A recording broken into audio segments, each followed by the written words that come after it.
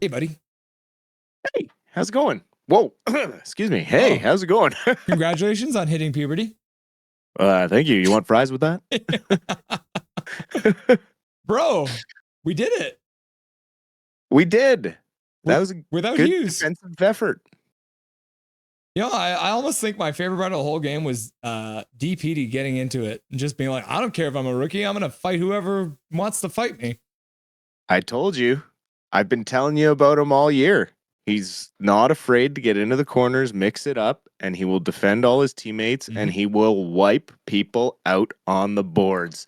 He had about 3 hits tonight, guys trying to break in on the rush where he just erased them. And he is going to have a very good career. He is only 20 years old.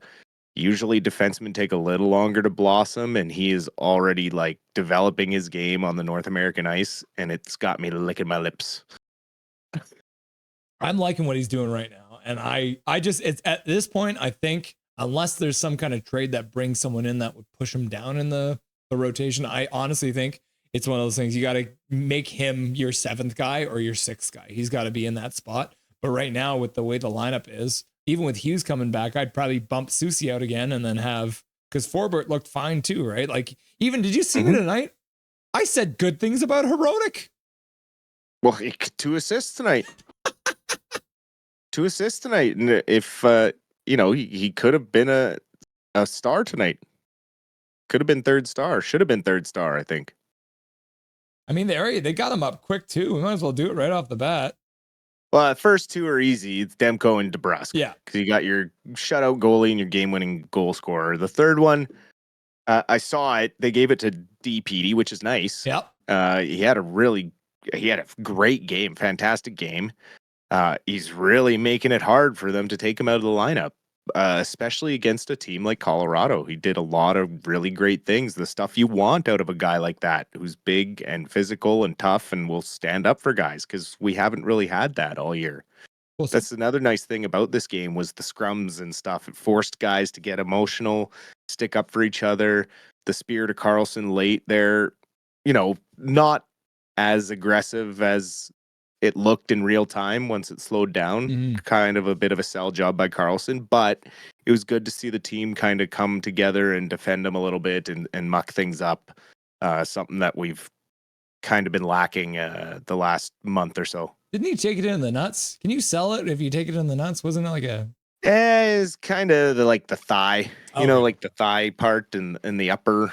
It in real time it looked a little closer to a cup shot, but no, it was more of a ow, that probably hurt, but I'm gonna make it hurt a little more. Right. Hence the fact the referees reviewed it as a major because it could possibly be spearing, but they ended up just calling it a 2-minute minor for slashing, I believe.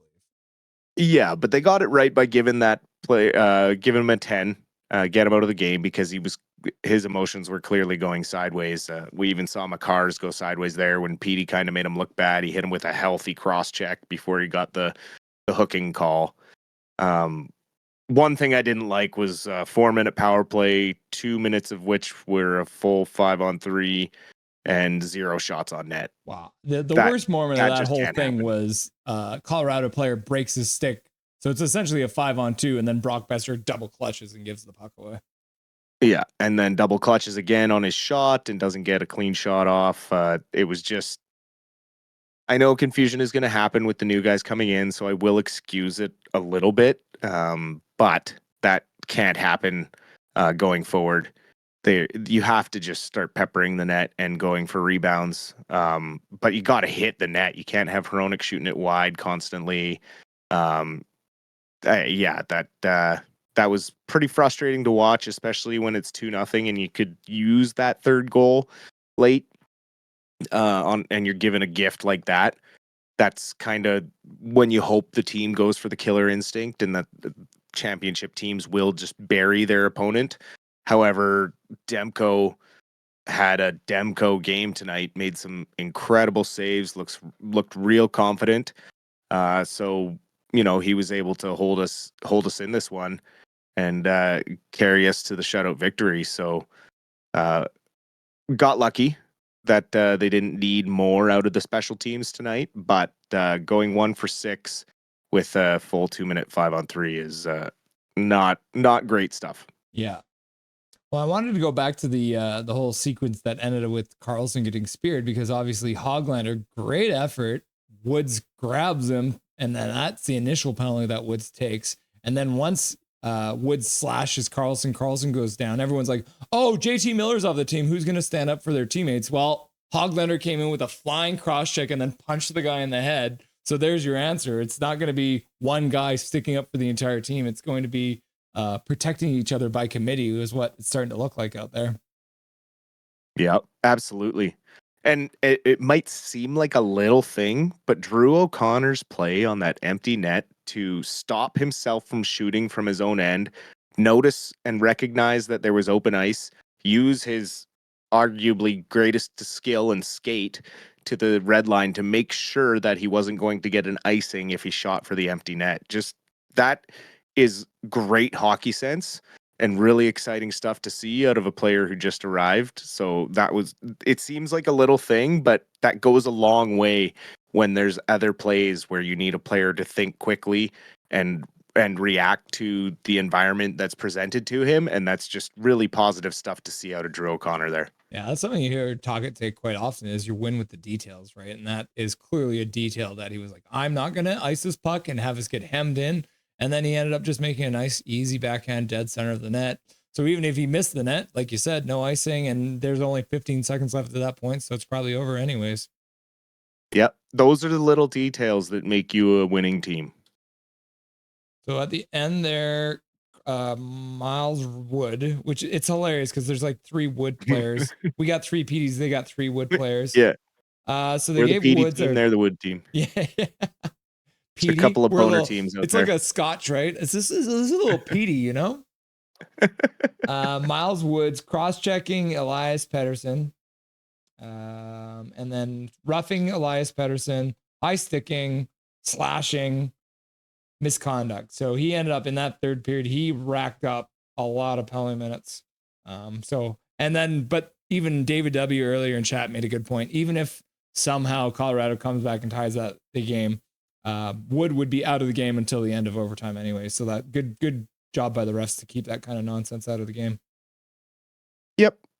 Yeah, no, it's good stuff. And I guess, he's trying to spark his team, but he's obviously going about it the wrong way, putting them behind down a man. That's never how you want to get your team fired up. So I get what he was trying to do, but good on the refs for shutting it down and recognizing that he was getting a little carried away and getting him out of the game and not letting it get too intense out there. Even though it was nice to see a lot of emotion, it was a really exciting game to watch.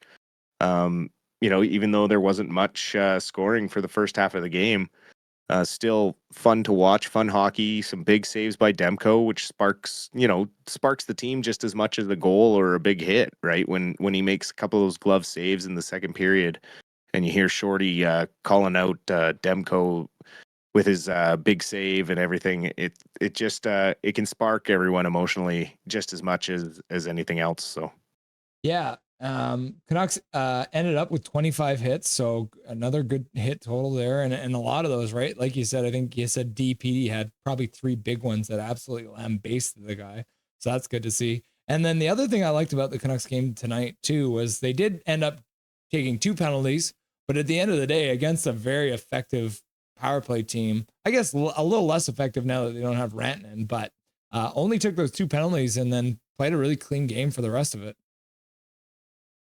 Yeah, no, it was a really good team game, top to bottom. The mistakes in the first period were corrected, and not many made in the second period. And then the third period was a pretty clean 20 minutes.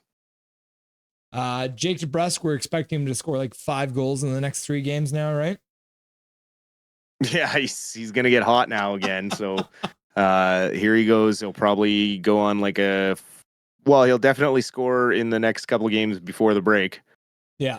And then we'll see what happens coming out of the 4 Nations. He might go cold again. Yeah. Oh yeah, I didn't see this until now. Tyler Myers also and Hedel ended up with an assist on the Drew O'Connor goal. So Tyler Myers up to 14 assists too. So probably one of his best offensive seasons in recent times. But even when I was talking with the Blue Line Hockey in the second intermission, he's like, yeah, now that you got Foot coaching him, that's been a really big improvement for Tyler Myers. He's become a very serviceable defenseman out there.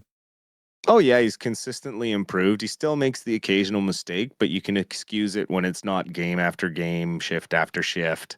And he's really stepped up and elevated his play when he's been asked to take on more minutes this year when Hughes has been out. So I'm really impressed with what Tyler Myers has done the last few weeks here. Not bad for an old guy. And especially coming out of his suspension too, he really took that time to refocus his game and work on some of the stuff that had been plaguing him for a few games before he got that sussy. So really happy what we're seeing out of him lately.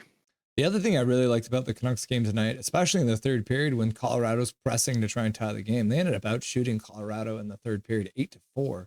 So Demko he had to make a couple good saves, but it wasn't like a fire drill in the Canucks zone for the rest of the third period. No, and the power plays helped, and even though they didn't get shots on net, they did control most of the play in Colorado's zone. It's just you want to see more chances getting on the goalie, making that goalie make the saves. But yeah, all in all, a really solid 60 minutes from the boys. Is Hedl making you forget about Miller already? I wouldn't say forget, but it eases the pain, right? Like the way the team has responded to the trade and is now coming out with energy, working together, cohesive. It seems like they're able to focus a little more on the task of winning. I kind of get the feeling that maybe Miller was even stepping on Hughes' toes a little bit when it came to leadership in the locker room, just being an older guy. Hughes was the captain, but Miller probably felt he's been around longer, maybe felt his word carried more weight. So now I think there's just a better balance and dynamic given the age group that's left over and the personalities that are left over to kind of put this behind us and move forward. I know that I know all the PD critics are going to be all over him for tonight's game, especially for that 5-on-3, not getting any chances and that. But he did have a game where he did work hard. He did create some offensive opportunities, and he did stop some defensive issues and break up some plays that Colorado was bringing into the zone. And his back check was good. So he's still doing those incredible things away from the puck. It's just because of the contract, everyone hyper focuses on the offense, and he's under the electron microscope right now, not even a regular microscope. He is under extreme pressure to perform. So I know that that all that is coming, even off a 3-0 win. Everyone's going to be all over him for his lack of offensive performance. Yeah, I've already seen the comments on Twitter and YouTube and all that kind of stuff. People are not, the Miller fans are not happy. They're being emotional just like Miller is. So it's kind of funny how that goes. And more, the truth is getting closer and closer to coming out around that whole situation. And I think a few more people might cross over to Team PD. If the rumors that have kind of been out there, I've been scouring. I don't want to say anything because nothing's ever confirmed, and I don't have sources inside and that sort of thing. But given the pieces that are kind of coming together, this trade was needed, and I just hope everyone can move forward. Things happen in the heat of the moment emotionally, but also you need to have some sort of professional decorum in the workplace. So yeah, just all the best to JT, and I hope Pettersson can find his way. And honestly, I think he only has about 2 weeks to really show if he can do it. I would not be surprised if he was talked about in trades again at the deadline if he really can't suck it up here and start driving the play like he used to. Don't want to get stuck under that no movement clause once he gets through this year of his contract. Exactly. So the Vancouver Canucks have a different opponent on Thursday. It's the San Jose Sharks, whose Chico has already changed their profile picture to the shark symbol. Classic of Chico, the bandwagon jumper. He's a Celebrini fan. He's just pre-cheering for when he plays for the Canucks. We'll excuse it. It's one of those things you're worried with the Canucks logic because San Jose's coming in on well, we're going down to San Jose on Thursday, 7:30 start, so it's a later start too. But coming off of quite an emotional game tonight against the Colorado Avalanche, are you a little worried there might be a bit of a letdown by the Canucks on Thursday? Possibly. But also this is a different Canucks team than we've seen before, so we don't know if the new guys are going to prevent that letdown from happening, and we just see if we see a game like tonight, we should be able to handle the San Jose Sharks no problem. Because I'm looking back at it right now, and if you look at it, the Canucks have really been playing pretty well since probably the Washington game back in January. The St. Louis game, they won. They beat Nashville. I mean, even the Dallas game that they lost, they didn't look bad, and they stuck with it. So we're now looking at a Canucks team that since probably January the 25th, I'd say, has been playing pretty solid hockey. They're even better now with the additions of a couple of really good defensemen. We might look at this team as 2 solid weeks of hockey going into the break for the Four Nations Cup. And that's probably more than all of us could have thought would happen with this team. To be this close to a playoff position, or having the chance to be in a playoff position before the Four Nations Cup, given the win one, lose one, win one, lose two hockey we were playing for basically since Miller left for his leave. Yeah, there's not much more you could ask for. A 2 weeks off to kind of relax, refresh, get some injuries rested. Only a handful of guys headed to the tournament if they do go. And then we can reset, refocus, get these guys going on the other side. Maybe pick up an asset or two at the trade deadline and push towards those playoffs and play meaningful games the rest of the way home. Yeah, because I believe now after this game, because Calgary lost, the Canucks are tied with them in points, but the Flames do have a game in hand on us, so that would give them the tiebreaker. So right now, the Canucks are in a very good spot and also making up a couple points against Colorado, who is quite a little bit ahead, but every little point helps. Because I'm looking at it right now. Yeah, Canucks have 59 points, and actually they're tied. So they're actually exactly tied because Calgary did play tonight. So it's 53 games played for Calgary and Vancouver, 59 points apiece. And then Colorado's played 55 games, so 2 more, and they've got a 5-point gap. So that theoretically, Calgary, Vancouver could both pass Colorado at this point if they keep on sliding. They have been lately because they're 4-5-1 now in their last 10 games. Well, and they're also in the Pacific. They're only 1 point behind LA for that 3rd place spot. So you leapfrog all the wild card stuff by jumping up ahead of LA. So really interesting stuff in the West with that number 2 wild card in the Pacific teams being so close. But nothing compared to the race in the East. Yeah, that log jam. What is it, like 8 teams that are within like 4 points or something like that? It's wild. I mean, you can maybe start counting out the Flyers and the Penguins, but even they're only 7 points out of a wild card spot. The only team that's out of it is Buffalo, which is wild. This deep into the season, it's unreal. Sorry, miserable Sabres fan.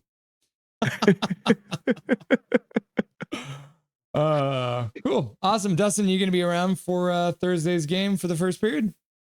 I will. Cool. Do you have anything you want to say to chat before I let you go?